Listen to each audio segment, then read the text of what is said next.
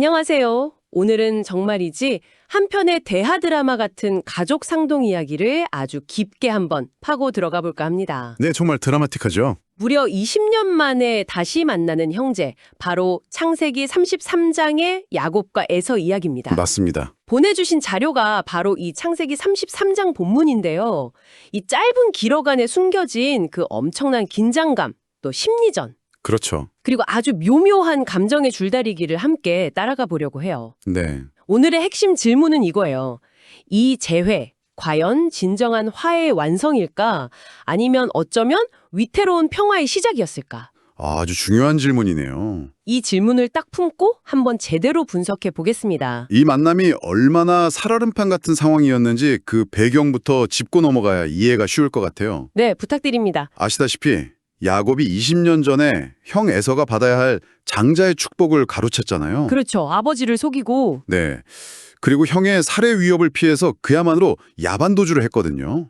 원수지간이 된 거죠. 네. 그런데 이제 야곱이 거대한 가솔, 또 막대한 재산을 이룬 족장이 돼서 돌아오는 길이에요. 그리고 저 멀리서 형 에서가 무려 400명의 장정을 이끌고 자신을 향해 오고 있는 거예요. 400명이요? 와. 이게 환영인파가 아닐 수도 있거든요. 그렇죠. 군대일 수도 있는 거죠. 맞습니다. 야곱의 생명, 그의 가족, 그다 20년간 이룬 모든 것이 이 단 한 번의 만남에 달려있는 그야말로 절체절명의 순간입니다. 400명. 그 숫자만 들어도 정말 숨이 턱 막히네요. 그렇죠. 본문 1절을 보면 야곱이 그 광경을 딱 보고 바로 행동에 들어가요.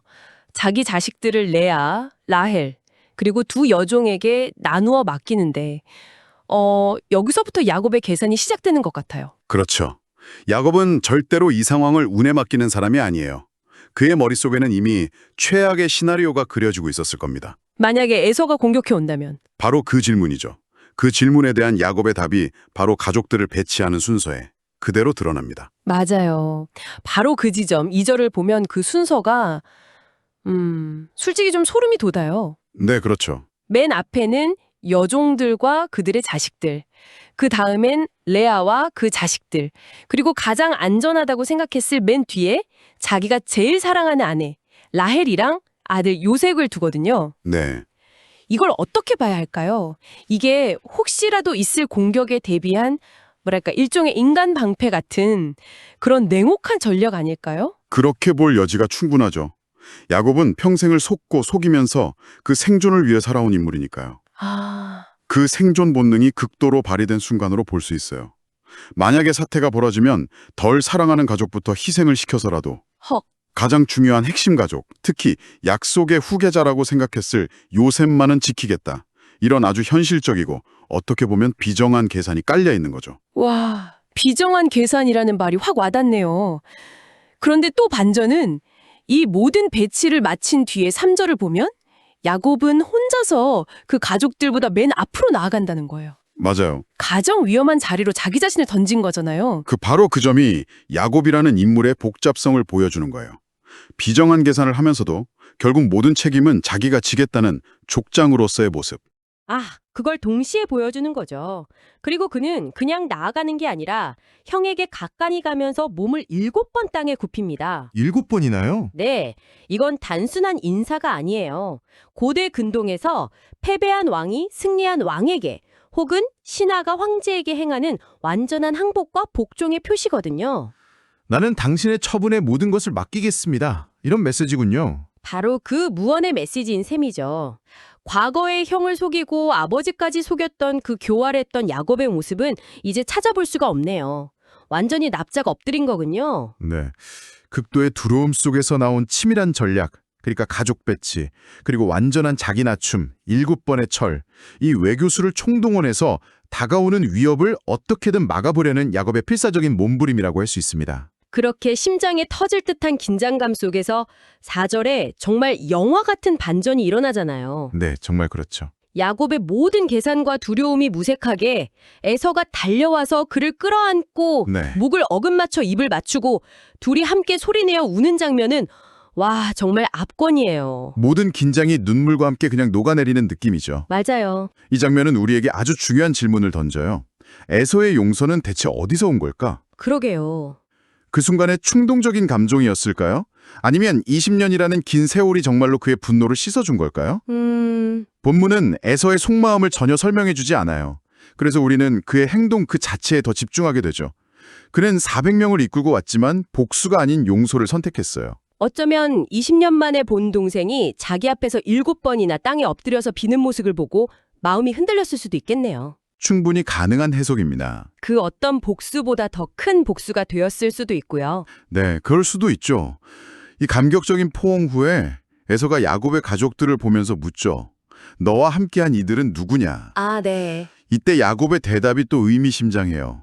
하나님이 주의 종에게 은혜로 주신 자식들입니다. 아, 여기서도 계속 자신을 종으로, 형을 주로 칭하는군요. 그렇죠. 그리고 자기가 이룬 모든 게 자기 능력이 아니라 하나님의 은혜의 덕분이라고 말하면서 자신을 한껏 낮추고 있어요. 맞아요. 야곱이 주, 종이라는 단어를 반복해서 사용하는 건 이제 두 사람의 관계가 완전히 재정립되었다는 걸 언어적으로 계속 못 받고 있는 거예요. 아하. 과거엔 형의 것을 탐했지만 이제는 형의 권위 아래 있음을 공식적으로 인정하는 거죠. 야곱은 지금 생존을 위해 최고의 외교관이 되어 있는 겁니다. 그렇군요. 이어서 야곱이 계획한 순서대로 가족들이 모두 나와 에서에게 절을 하죠. 네. 일단 목숨이 걸린 첫 번째 위기는 성공적으로 넘긴 셈이네요. 그렇죠. 그런데 이게 끝이 아니었죠. 곧바로 두 번째 라운드, 선물 줄다리기가 시작돼요. 맞습니다. 화기애애한 분기 속에서 8절에 에서가 묻잖아요. 내가 오는 길에 만난 그 수많은 가축대는 다 뭐냐? 이건 야곱이 형의 마음을 돌리려고 미리 여러 차례에 걸쳐서 보낸 수백 마리의 가축 예물을 말하는 거예요. 엄청난 양이죠. 네. 야곱의 전 재산의 상당 부분이었을 거예요. 야곱은 아주 솔직하게 대답해요. 내 주께 은혜를 입으려 함입니다. 사실상 뇌물 혹은 속주의 재물이라고 자인하는 셈이네요. 그렇죠. 그런데 여기서 에서의 반응이 정말 의외예요. 맞아요. 9절에서 내 동생아, 내게 있는 것이 족하니 내 소유는 내게 두라. 이렇게 딱 잘라 거절하거든요. 네. 이게 그냥 괜찮아, 마음만 받을게 하는 예의상의 거절일까요? 그 이상의 의미가 담겨 있다고 봐야 해요. 나는 이제 너의 선물이 필요 없을 만큼 부유하다. 너에게 아쉬울 것 없다. 이런 자존심의 표현일 수도 있고 아니면 나는 이미 너를 조건 없이 용서했으니 이런 물질적인 보상은 필요 없다. 이런 진심 어린 호의일 수도 있고요. 어느 쪽이든 이제 에서는 야곱에게 꿀릴 게 없다는 걸 보여주는 거네요. 맞습니다. 더 이상 영향을 받는 인물이 아니라는 걸 분명히 하는 거죠. 에서가 저렇게까지 좋게 나오는데 보통은 아 형님 괜찮습니다 하고 넘어갈 것 같거든요. 그렇죠. 그런데 야곱은 거의 필사적으로 선물을 받으려고 매달려요. 이건 그냥 예의가 아닌 것 같은데요. 아주 정확한 지적이세요. 야곱에게는 이 선물을 에서가 받아주는 것이 너무나도 중요했어요. 왜 그랬을까요? 고대 근동 문화에서 선물을 받는다는 행위는 그냥 물건을 받는 게 아니에요. 선물을 주는 사람의 사과와 화해의 제스처를 공식적으로 수락하고 깨졌던 관계를 회복하겠다는 공적인 약속의 의미를 갖거든요. 아, 에서의 눈물과 포옹만으로는 아직 불안했던 거군요. 네, 이 선물을 받게 함으로써 화해에 대한 공식적인 인준 도장을 받아내고 싶었던 거죠. 아, 그런 깊은 의미가 있었군요. 그래서 10절에 그런 엄청난 말을 하는군요. 내가 형님의 얼굴을 배운 즉 하나님의 얼굴을 본 것 같사오며. 네, 아니 어떻게 사람 얼굴을 보고 그것도 자기를 죽이려 했을지 모르는 형 얼굴을 보고 하나님의 얼굴을 봤다고까지 말할 수 있을까요? 이거 너무 심한 아첨 아닌가요? 단순한 아첨을 넘어선 야곱의 인생을 관통하는 매우 중요한 고백이에요. 중요한 고백이요? 네, 바로 전날 밤 야곱이 얍복강 나루에서 정체불명의 존재랑 밤새 씨름을 했거든요. 아, 그 유명한 씨름. 네.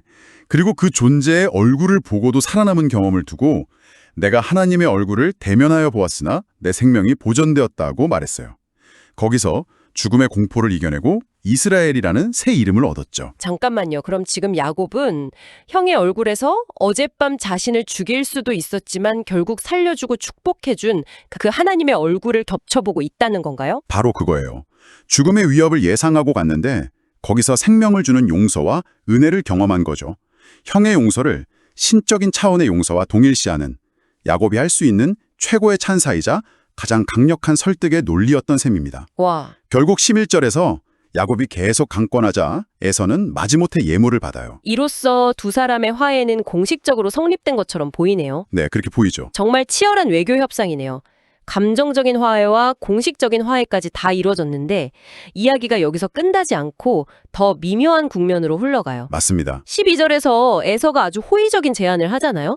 자, 이제 같이 가자. 내가 앞장서서 너를 안내하고 보호해주겠다. 형으로서 동생을 챙겨주려는 아주 자연스러운 제안처럼 들리죠. 네, 그런데 야곱은 이 제안을 아주 정중하지만 단호하게 거절해요. 그렇죠. 13절과 14절을 보면 아이들이 어리고 가축대에 딸린 새끼길이 많아서 행군 속도가 너무 느리다. 이런 현실적인 이유를 대죠. 네, 핑계처럼 들리기도 하고요.